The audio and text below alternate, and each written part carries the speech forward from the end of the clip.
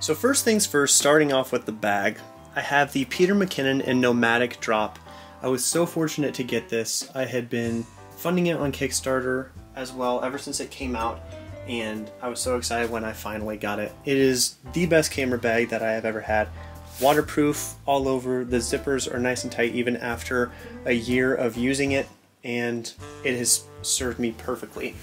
On the sides it has these magnetic openings for whatever you need. On this side, on the recent trip to Chicago, I put my umbrella inside of it and it carried it around perfectly as I was walking around the city. It has fantastic straps and a nice supportive back system. Also has an additional side panel where I like to put a lot of the Polaroid shots that I do. That way they can cure in the dark and I don't have to worry about them falling out. Let's dive right in to what is inside. As you can see, I have it all lined out into different panels. I love the system that Nomadic and Peter designed. Having these removable containers is fantastic for the modular system that we have, as well as the upper mesh netting that I'll be getting into later that holds some very important pieces that I have found. First thing on the top that we have here is the Manfrotto tripod. I love this for carrying around and getting some stable shots that I need. I hung it off of a bridge one time just to get a nice shot and just a little bit of extension. It has a perfect roller ball for the top. That way you can have it at any angle that you want, but it's not so big that you have to strap it to the outside, so I normally keep it on the inside. Love this thing. Comes in handy. Next that we have is, I love to carry around a little bit of pain reliever just in case I get a headache or anybody that I'm with gets a headache. It's always great to just have it. Not really a camera thing, but I do always carry it in my bag. And right under that is my Kex light meter.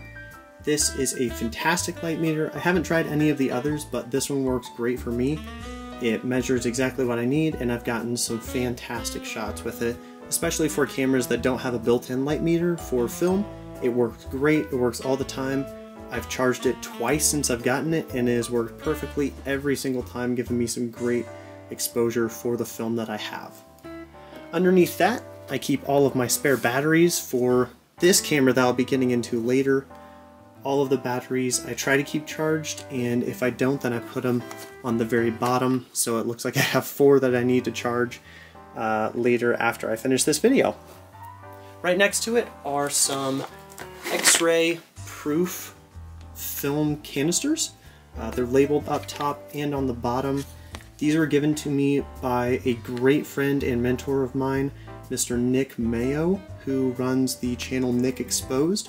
I've learned so much from him in life and through his videos, so definitely check him out. He gave these to me as a gift, and I have used them to hold my film ever since. I took them to a trip to Washington, D.C. They went through the X-ray scanner, no problem. And yeah, I've kept my film in here. He also gave me a lot of film, so that's what's still in here. And what I shoot with, I have 2 of those, and they always try to remain stocked. I've never run out of the film from them. I've never shot more than 8 rolls on a trip, but it's always good to just have a nice selection. In the canister right next to it, I keep the charger for those batteries, and these chargers were bought off of Amazon with the extra batteries. They were a secondary company that made them, and they've worked really great for me. They've kept their charge, and they charge really quick. In that same pouch, I keep a point-and-shoot film camera. This one is one that I'm just trying out. I have a lot of cameras that I got off of Facebook, and I try to change them out, see what works, see what doesn't, sell off the ones that I don't like, and keep the ones that I do. So this one has been working great for me so far, and I'm excited to see what comes out of it. This is the Minolta Freedom Zoom 150, and it's worked great. This container over here, finishing out this whole removable pouch, is my Fujifilm lens. It is a 18-135. This was the second lens that I have. It is very heavy, so I rarely actually put it on the camera and carry it around, but it's always good to have that extra zoom from the normal, I believe it's an 18-55 that I keep on here at all times, because it's just a lot lighter to carry around in a city or wildlife situation where I'm normally taking photos. In the next pouch is where I actually keep the cameras that I normally shoot with. As I previously mentioned, I got a lot of film cameras off of Facebook Marketplace. I have 2 tubs full that I'm going through. This one has worked great, and I've gotten a couple rolls back from it. I think that I need to change the light seal just because they're getting a little bit of light leaks on it. I have a roll of Ektachrome currently in here. It's expired, and I'm really excited to get the scans back from it once it is developed. But I always keep a film camera with me, and the strap on this is also from Mr. Nick Mayo, and I have loved it since I got it. Got it from him on a camping trip, and it has meant a lot to me, so I keep it on this camera. The camera that I mostly use is the Fujifilm X-T30. It has a 18-35, which is the lightest, but also, in my opinion, best lens for this camera, just because it has a lot of versatility. But I love this camera. It's great. I've had it for about 2.5 years, and it's rocking kind of a vintage strap on it. Get a lot of good photos off of that. In this upper pocket, I like to keep it open normally, but if I am carrying another camera around, I'll carry a Polaroid or my vintage Handycam, or just keep it open. That way I can put my hat, glasses, sweatshirt, jacket, rain jacket, anything that I actually need in the top.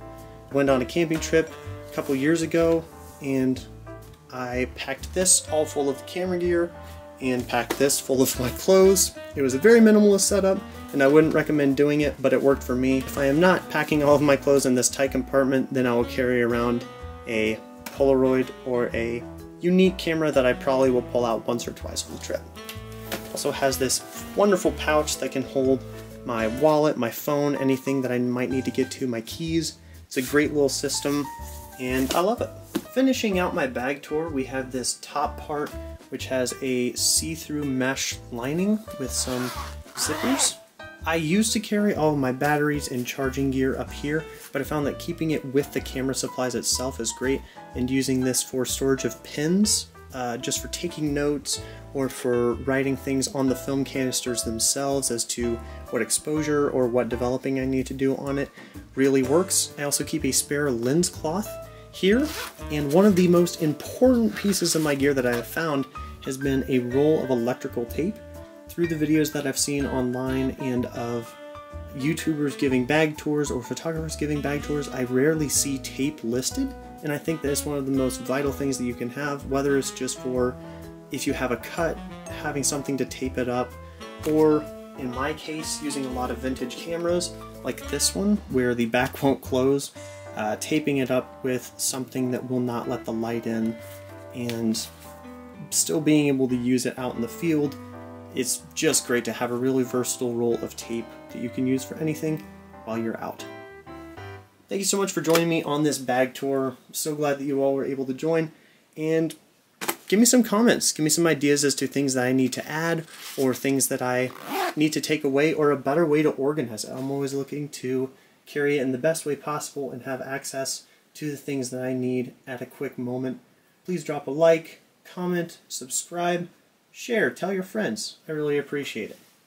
After that, have a good day.